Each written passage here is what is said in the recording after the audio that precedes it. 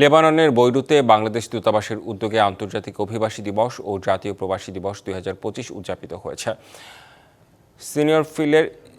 সিনির ফিলের একটি হলরুমে আয়োজন বৈধ পথে সর্বোচ্চ রেমিটেন্স প্রেরণকারীদের হাতে সম্মাননা ক্রেস্ট তুলে দেন রাষ্ট্রদূত মেজর জেনারেল জুবায়ের সালেহিন। দিবসটি উপলক্ষে প্রধান উপদেষ্টা, পররাষ্ট্র উপদেষ্টা এবং প্রবাসী কল্যাণ ও বৈদেশিক কর্মসংস্থান বিষয়ক উপদেষ্টার বাণী পাঠ করা হয়।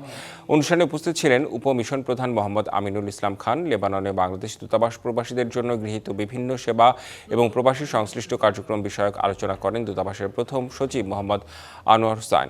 রাষ্ট্রদূত বৈধ পথে রেমিটেন্স প্রেরণের মাধ্যমে দেশের অর্থনীতিতে গুরুত্বপূর্ণ অবদান রাখা এবং প্রবাসের মাটিতে সকল অনৈতিক কর্মকাণ্ড থেকে দূরে থাকার জন্য প্রবাসী বাংলাদেশিদের অনুরোধ জানান।